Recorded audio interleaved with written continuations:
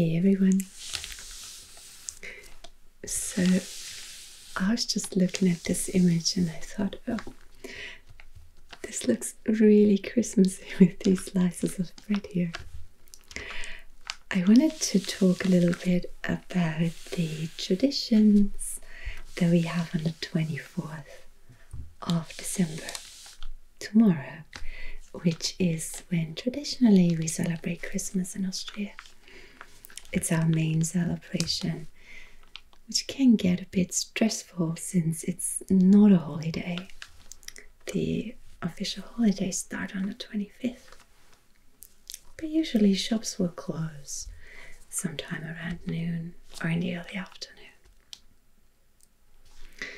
The other odd thing is that historically, as we see down here, this was a period of fasting, as I've already mentioned. You went from the 11th of November to the 6th of January. And it says here that people adhered to this until about 1917.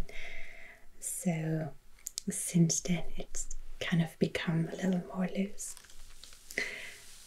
However, we've also mentioned this at the start of this Advent calendar, that Christmas is very much a time of rituals and traditions that we keep up. From the decorations that we have and that we hand down from one generation to the next, to the way we decorate our tree, to the way we come together and the things that we eat.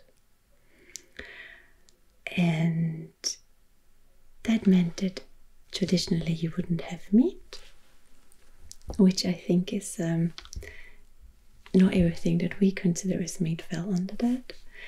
But it also meant that you just had something rather simple on the 24th.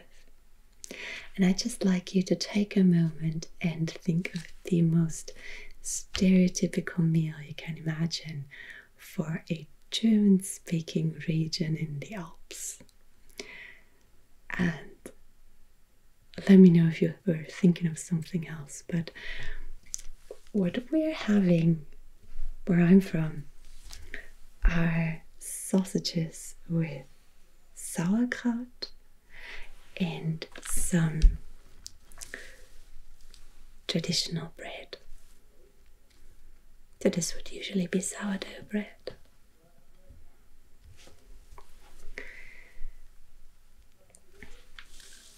This is from a newspaper from the beginning of Advent, where they put together some traditions. I thought it was really interesting. It says here that actually the fact that we do have sausages goes back about 200 years. And it might have been a marketing thing. I don't know if that's true. But a lot of families really still do eat bratwürstel during Advent or on the 24th. So I think it has more to do with the fact that the slaughter would be in late autumn, so you would just have sausages that you needed to eat at one point or another. Some families also eat fish, but we usually stick to these. Now, you might remember that I'm a vegetarian, and for the longest time I made an exception on Christmas Eve. But by now you can actually get some vegetarian sausages that are actually quite good. I tried to get some today, but they were all sold out, so I assumed that people are preparing for Christmas. But these are similar. The only difference is that these would be with cheese, which you wouldn't have for Christmas. And these are simply made from mushrooms. I think they come quite close in taste, and unfortunately also in texture. I do like the taste of sausages, but not so much the texture. I find that a bit weird.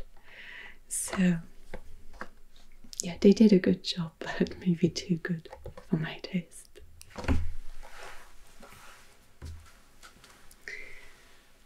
And then you would also have some Sauerkraut, which would usually be made from Weißkraut.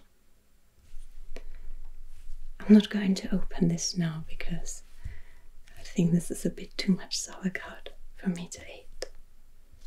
But there's one funny little detail I wanted to show you. You probably know this logo here, which is Aldi, but here in Austria the company has a different name. It's called Hofer. If I remember correctly, this was an older company that got bought up at some point, but the name never changed. So the only ingredient really is sauerkraut and some salt. You can of course also add some things like onions or some spices, sometimes also some bacon. We usually have two versions at home, one with bacon and without. So even though it's a simple meal, we ultimately have some variety with vegetarian and non-vegetarian sausages, vegetarian and non-vegetarian sauerkraut, and we also have some different types of bread to accommodate for everyone's diets.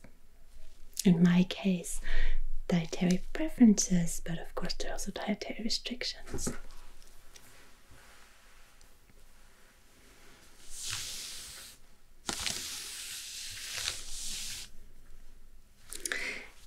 There are some other traditions that I also really like. This one here I think is particularly cute. It says Heiliges Amt, das Postamt Christkindl. So there is a place in Upper Austria, a city called Steyr, and one part of their city actually has the name Christkindl, which means Christ child. And in Austria we don't have Santa Claus, historically at least. We have the Christ child, which brings the presents. So every year people go to Christkindl, to the post office, to get their stamp from there. You can also send it directly to the Christkind, and every letter also gets an answer. You even get a little present, and I don't know what the present is. I'm really curious. Maybe I can get there next year and find out. So he says the tradition to send your Christmas greeting cards from there has remained even during the age of emails. There's a special post office this year, so you can get your postage stamp outdoors for safety reasons.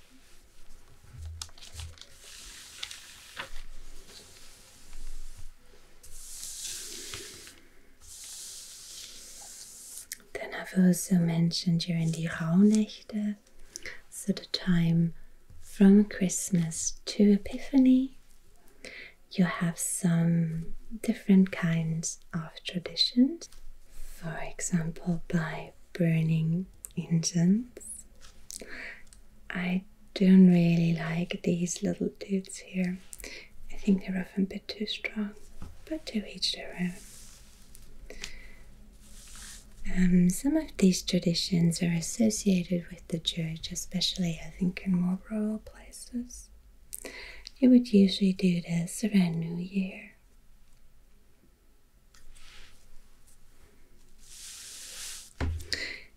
This year is for earlier in advance, so we're a little too late now. These are Barbara Zweigel and Barbara Weizen. The Barbara Tag is on the 4th of December.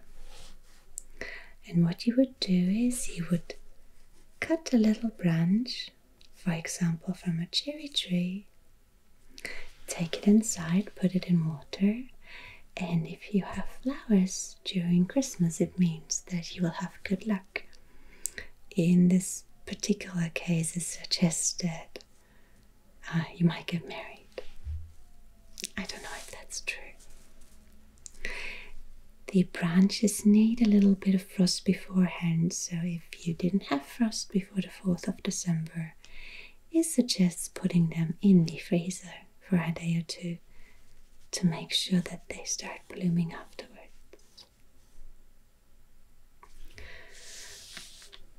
And you can do the same thing with wheat for Barbara Weizen. This probably comes from a tradition in Croatia, which was carried north into Austria.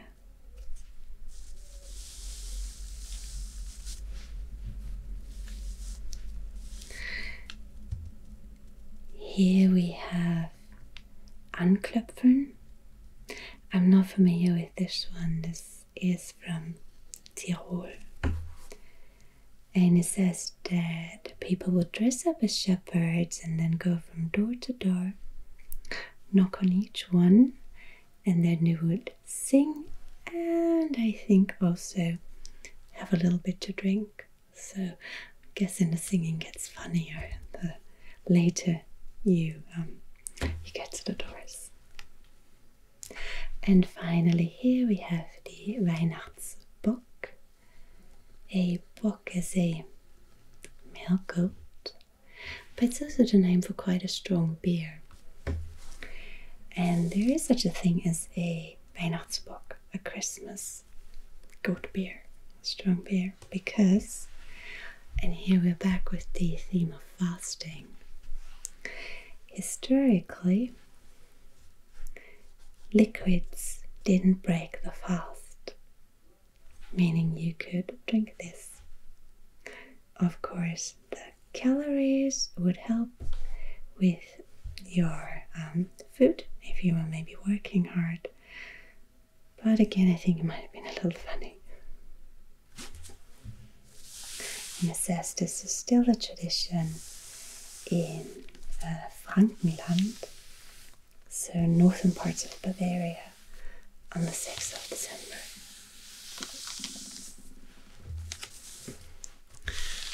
Alright, so those are our traditions for tomorrow. We're gonna have bread, sausages and sauerkraut, and well, afterwards you already know, we're probably gonna have a cocktail or two as well. Let me know what you're having. I'm really curious to hear about that. Okay. So for the last time, I'll see you again tomorrow.